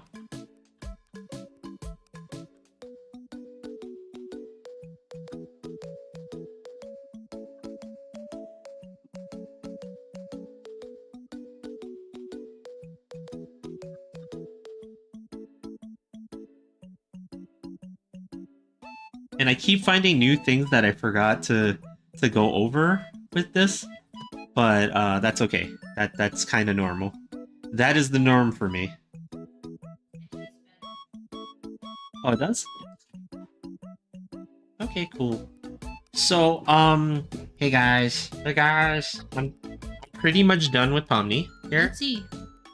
Oh, she's so shiny. Yeah, that was what I was originally gonna go for, to make her shiny, like, because they have a certain Look to them in the actual animation where they're very shiny because they're kind of low res polygon characters that were from the PlayStation era. So it's like, you know, You can't use PlayStation. That's copyrighted. that's copyrighted. But yeah, I think You don't have to finish right now. The rice isn't done. oh, okay. The rice is gonna take another half an hour. Okay, so we'll work on this a little bit more till the rice is done. But yeah, you know, like, Koff would like this, considering Koff enjoys like the more not controversial, more like mhm. you have to think more. But yeah, like, Linear cartoons about content. That's how it would be off. Yeah. Like, it's not everything has it seems. Yeah, exactly. I think for a lot of people who like the intricate shows, right? Like the ones that are where there's a little bit more there than like you previously thought. That's how I explain to Mooney actually a lot of times why I like a lot of horror and sci-fi movies, very specific ones, because the movies themselves are always simple, and they're not like the most you know, deep movies out there, right? But if you look a little bit under the surface, right, there's like a lot more there to discover. It's not just like a dumb special effects movie, right? Like there's actually something there. It's why RoboCop is like one of my favorite movies, and I'm not talking about the remake. I'm talking about the original RoboCop, right? Because like, on the surface, it's a really dumb movie. It's about a guy that gets gunned down and gets turned into a robot cop and stuff like that. Like, what's so deep about that movie? But like, if you just kind of dig a little bit further in, it's like, oh wait a minute, there's more to this thing, and there's actually a deep story here. What the hell? So that I kind of like movies like that, and I kind of like entertainment that's like that, where I want to show the beauty of the Paul Verhoeven quote about RoboCop, the beauty of violence. Whatever the heck that's supposed to mean.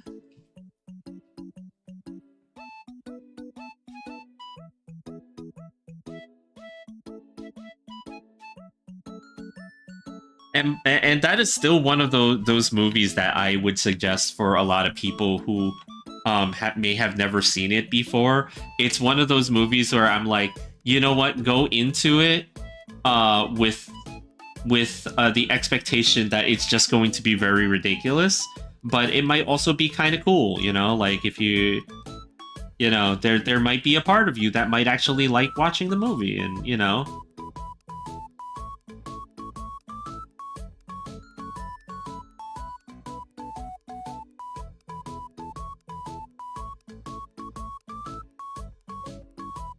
Okay, let me hit save on this because I don't think...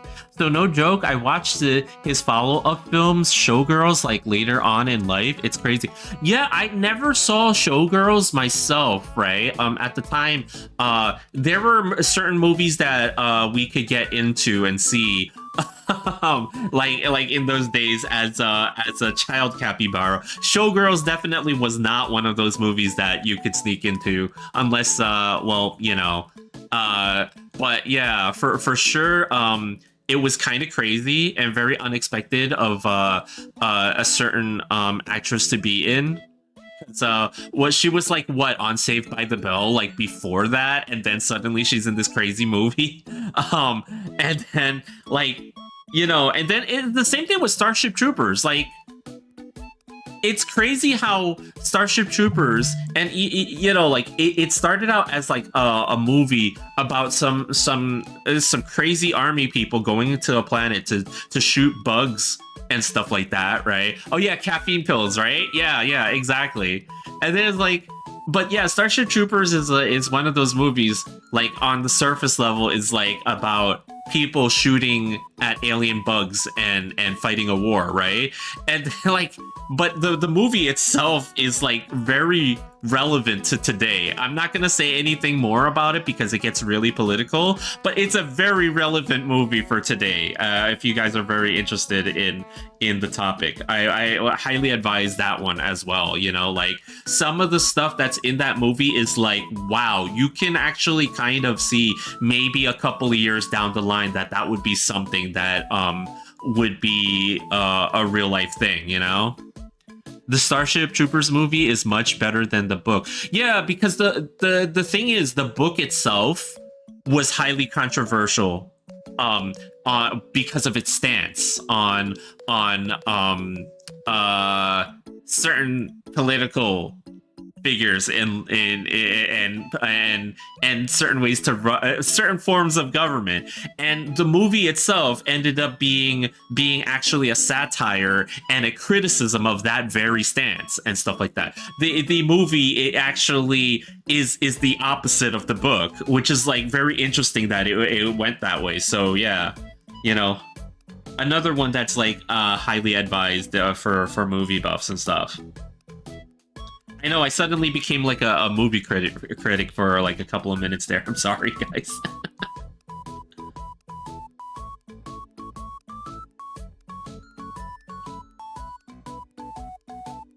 But yeah, we got the shininess and the details into Pomni. Now we can move on to the other characters, and I think...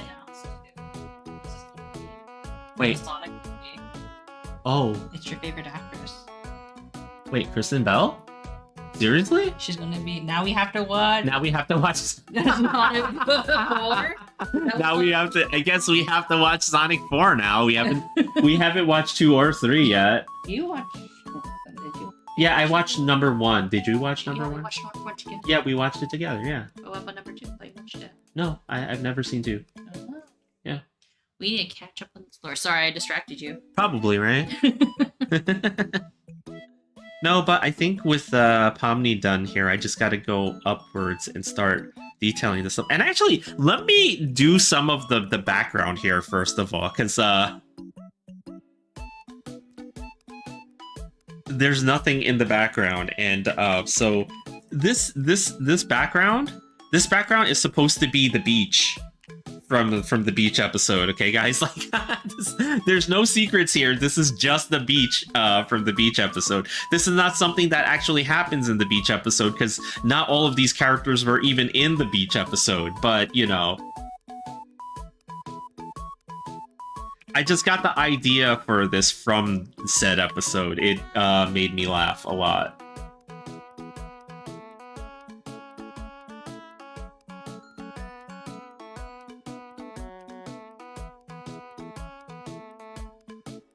Oh, there must be some kind of shadow back there that's changing the... Oh, wait. Oh, no! That's not what's happening here. Yeah. It's just simply not the right color. I was like, why did it change colors like that?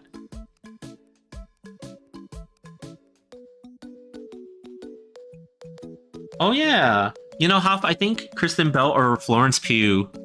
No, Kristen Bell. Kristen Bell is voicing Amy, right? You said Amy? Amy Yeah. Rose. Amy Rose in Sonic the Hedgehog 4.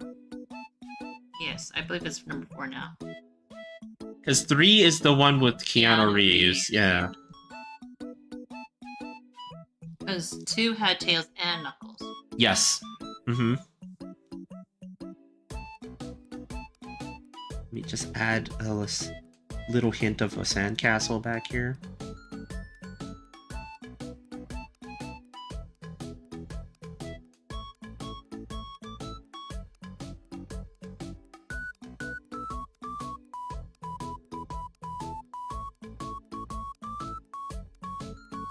And then gotta add some clouds. Oh, geez. Okay. Too close. Too close!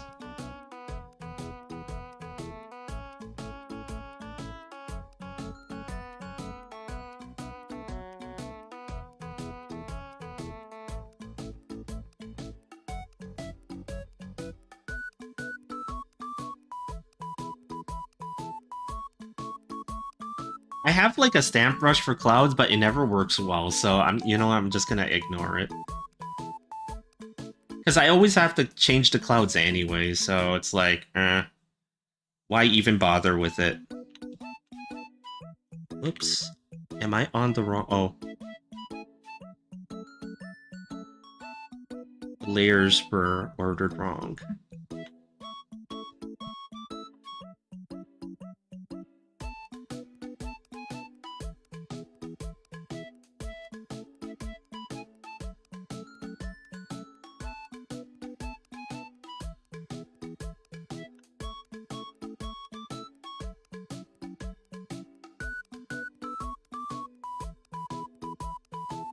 Yeah, that means we have to watch Sonic 2 and 3, because I've never seen 2, and we both haven't seen 3 either, so...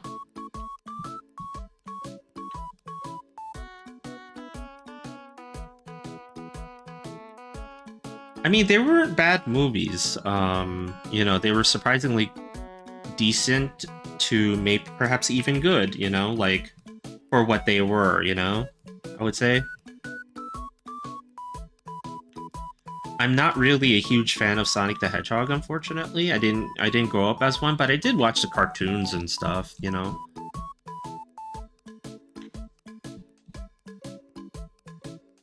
They were good. I liked them more than Chris Pratt.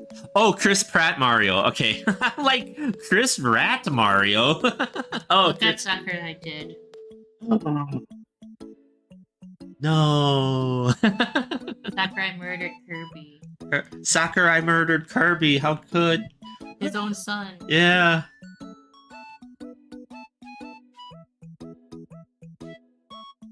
Okay, so the son had a specific look in this show.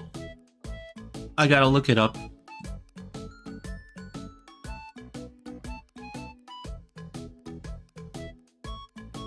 Oh, Oh, okay. Holy crap. I forgot about that. It had a really wild look to oh man. Okay. I forgot that it's not just a glowing ball. It literally is like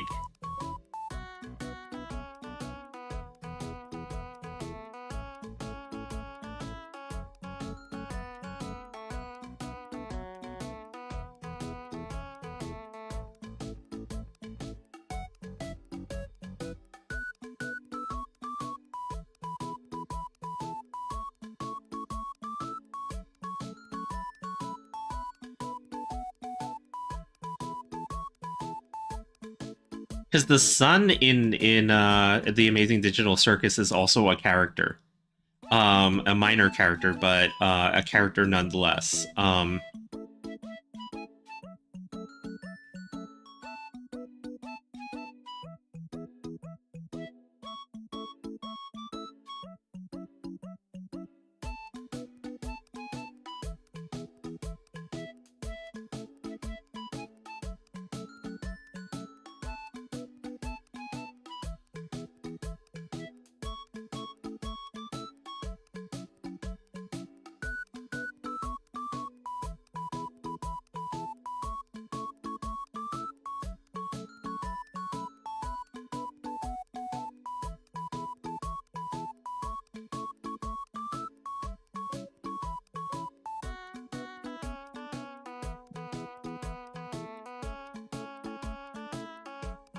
And then you might be wondering, like, oh, Bard, you don't have all the characters here.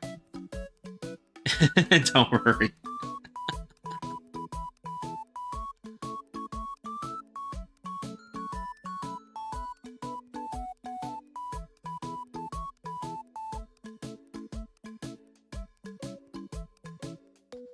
I'm purposefully making the sun back here a little bit more blurry too, because again, the background object and not really the focus of the image.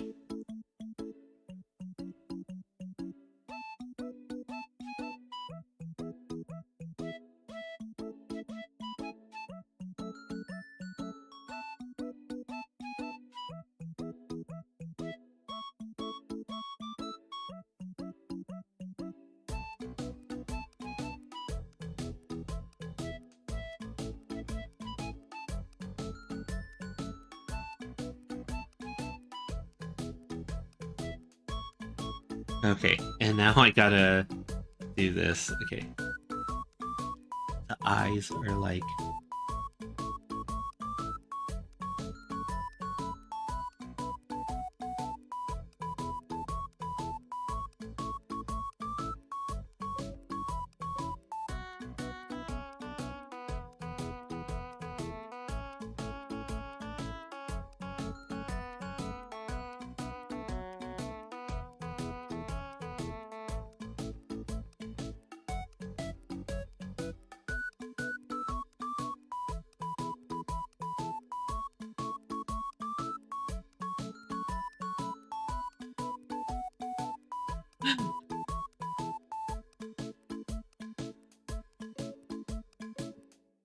I'm drawing the sun. I'm just remembering how ridiculous this is.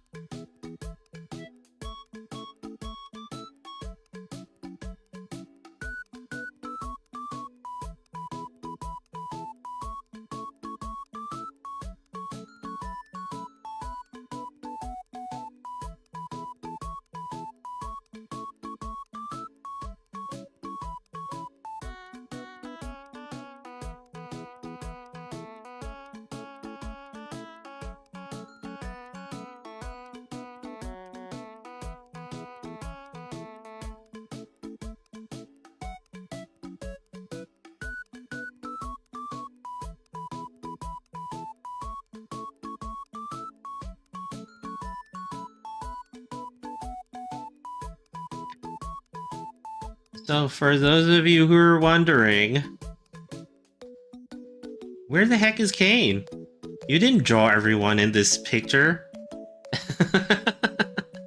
Because I was actually trying to save him for the background here. Because the sun has a specific interaction with Kane that I always found kind of funny too.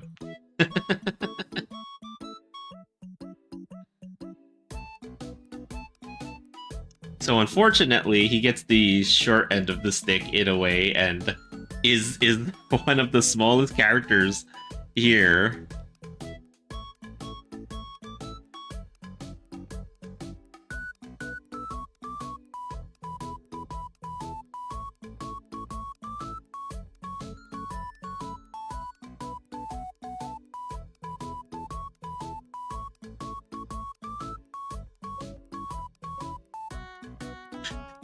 Why are you laughing? Because it's so ridiculous. It's like, why is he so close to...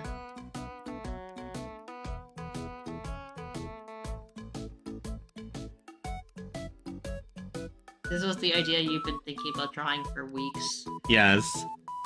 Oh, are you trying the horizontal streaming again? Yeah, I am. You were doing that. It started to work again because I fixed what was my issues with this laptop. So I'm giving it a shot.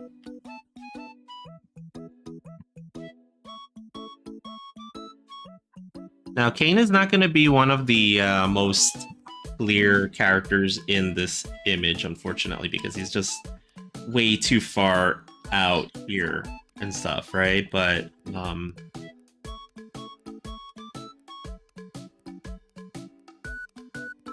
and Coffee is gonna make sure that you guys all hear how disappointed he is.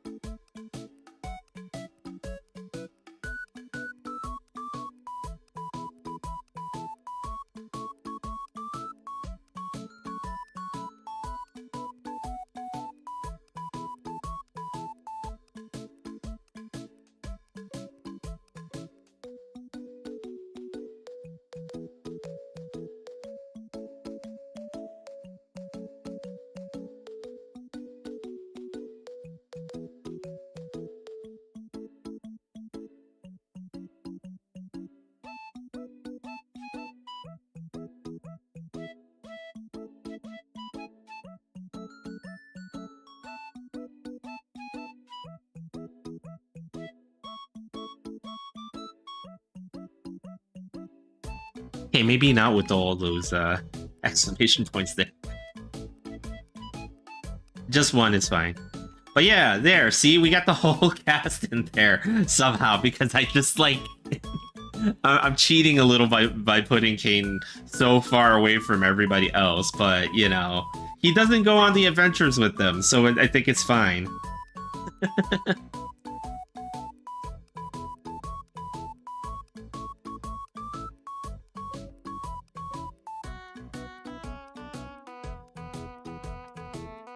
And then, because he's so close to the sun...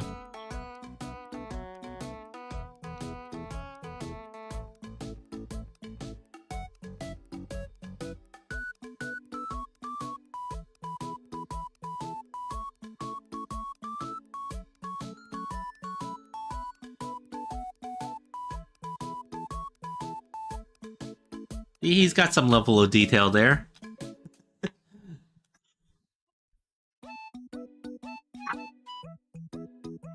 Okay, I think that's about as much as we're gonna do today. I'm gonna be working on this a little bit more off stream and stuff like that, right? Because I think I can definitely finish this within like a day or two, and then I'm gonna go back to coloring Zentrea as well and stuff like that. So tomorrow I'll be back. I will be back roughly same time ish, 6:30 Eastern Standard Time in Freedom Land and stuff like that, right? So I will be back. We're gonna continue to do more arting, and yeah, like we're gonna finish something. We're gonna finish something tomorrow. Probably either this or the Zentrea art. Most likely, I think I'm gonna work on this one a little bit more off stream, and then we're start working on the Zentrea art for sure, because I think I could finish this one off stream and then finish the Zentrea one on stream and stuff like that. So I think that's the plans for tomorrow, and then over the weekend I will sketch out Capybara Girl, and then if we're lucky, I might be able to squeeze one more image in for the Carrier Aircon Artist Alley situation. But yeah, like I'm not gonna stress it if I don't get one more in. I think I have enough done, because we're gonna start needing to print pretty soon. So yeah, but I couldn't have gotten this far without Moni helping me. You know? Yeah, we should be done 2 artworks at least this month. Yeah, which is a lot of output from our perspective in terms of the art, right? Like for sure. Some people go faster. Yeah, some people can go like a whole lot faster, but I think at this rate we can get stuff out, and without compromising on the quality of it, right? Yeah, so it's all good. Yeah. Thanks for dropping by, guys. Like, super appreciate it as always. For you guys on the YouTube, always nice seeing you guys. But for you guys on Twitch, let's see what happens. Because I realize I've been just kind of dropping stream without rating anyone as of late, and like I shouldn't be doing that. I should be sharing the good fortune with others who are also arting and stuff like that. I should also be doing that. And actually, yeah, there's someone on who just came on who is also doing arts. If you are gonna stick around for a bit, here you go. You can save. You can copy this. Say so, and definitely not the degenerate bard raid. Because we are say so and definitely not degenerate here, okay, guys? Oh yeah, and if you guys noticed also, if you guys go into the emotes, you will notice. Well, actually, no, they're not here yet. Oh wait, they are here. You will notice a few new emotes and stuff like that that Mooney made for me. Super appreciate them. They're all pretty awesome and stuff. Hopefully you guys enjoy them too. Like, I know I didn't really mention them too much as of late, but there they are. So that's been something that I've needed to do for a while now. So I have so much stuff that I have to thank Mooney for.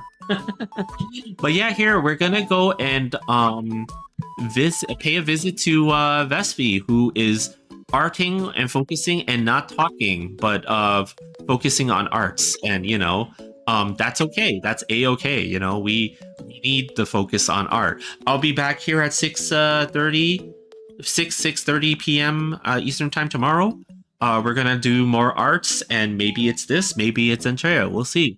All right, guys. I'll see you guys next time. And yeah, talk to you later. Pumpkin, yes. Thank you for the last minute amazing message. You know what? You're the one that's super loved, and we wish the best for you. Not for us, for you.